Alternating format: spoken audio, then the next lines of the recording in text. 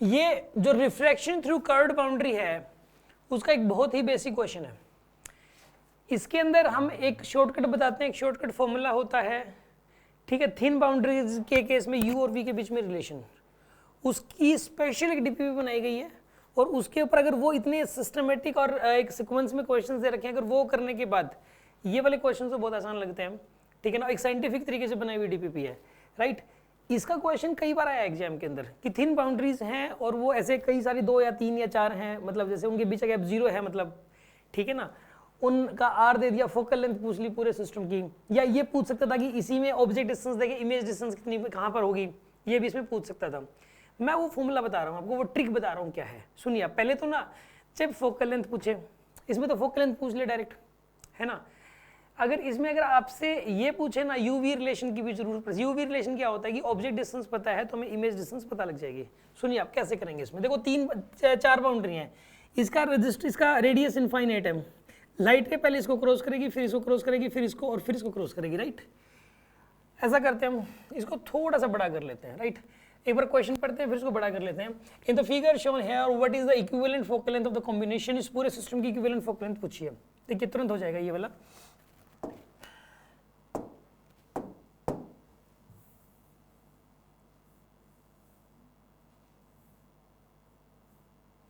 सुनिए आप, चल जाएगा इसमें, इतने से काम चल जाएगा इसमें। करते हैं, देखिए आप लाइट रे गई इधर से कहीं से, मान लो ये प्रिंसिपल एक्सिस है, लाइट रे यहाँ से गई, पहले इसको क्रॉस करेगी प्लेन बाउंड्री को, फिर इसको क्रॉस करेगी, फिर इसको क्रॉस करेगी, फिर इसको क्रॉस करेगी, फिर इसको क्रॉस, जैसे मर्जी क्रॉस करेगी, रिफ्लेक्शन कभी इधर मुड़ेगी कभी इधर, लेकिन 1 2 3 4 इन चारों को क्रॉस करके बाहर आएगी, ठीक है ना। तो अब सुनो, पता क्या किया करो, इधर वाला मीडियम सबसे, इधर तो एयर होगी तो लिखो 1, ठीक है, divide by object distance u।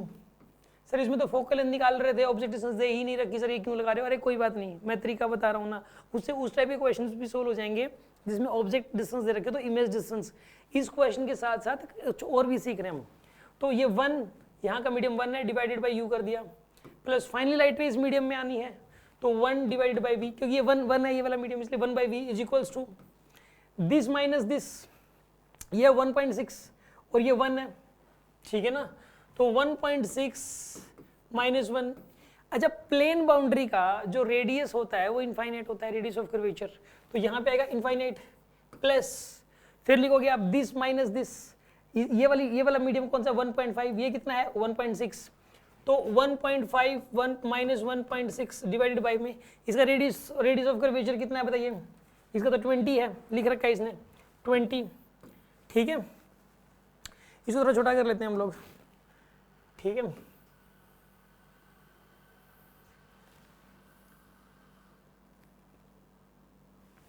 उसके बाद सुन आप, उसके बाद प्लस करो आप, प्लस फिर लाइट रे कहाँ से कहाँ तक जाएगी बताइए। पहले इससे इसमें गई, फिर इससे इसमें गई, अब इससे इसमें जाएगी, तो दिस माइनस दिस करो। ये वाला कितना है यहाँ पे, ये वाला कितना है 1.6 माइनस 1.5 करोगे, 1.6 minus 1.5 divided by R, R कितना है इसका 20, माइनस 20 लिखोगे, क्योंकि जब देखो लाइट रे जब यहाँ जाएगी ना, यहाँ से यहाँ तक, तो कॉन्वेक्स पार्ट पे पड़ रही है, कॉन्वेक्स पे पड़ रही है तो प्लस लिखते हैं, और जब यहाँ से यहाँ जाएगी तो कॉन्केव पार्ट पे पड़ रही है, ऐसे कॉन्केव से टकरा रही है तो माइनस लिखते हैं आर को, ठीक है। फिर यहाँ से यहाँ जाएगी तो 1 माइनस 1.6 प्लस में 1 माइनस 1.6 डिवाइडेड बाई में इनफाइनाइट आएगा यहाँ पे। ये यूवी रिलेशन आ गया, देखो सुना आप, ये आ गया यूवी रिलेशन। हमेशा पहले यूवी रिलेशन निकाल लिया करो आप, ये तो 0 हो जाएगा क्योंकि नीचे इनफाइनाइट है, यहाँ पर आएगा ये माइनस का 0.1/20, ठीक है ना। ये हो जाएगा प्लस, ये बनेगा यहाँ पे 1.0.1 बाई में,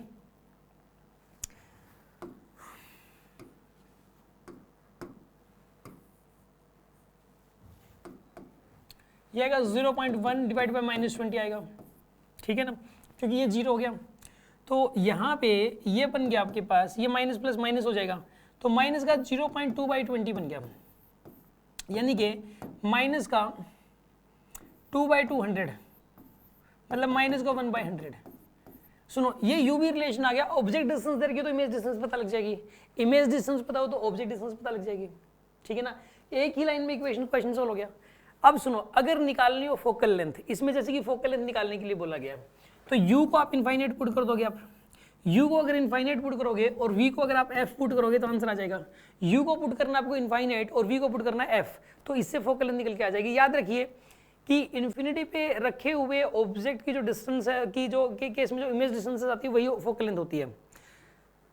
अगर इन्फिनिटी पे रखा हुआ ऑब्जेक्ट तो उसकी जो इमेज डिस्टेंस आएगी वही फोकल लेंथ होती है।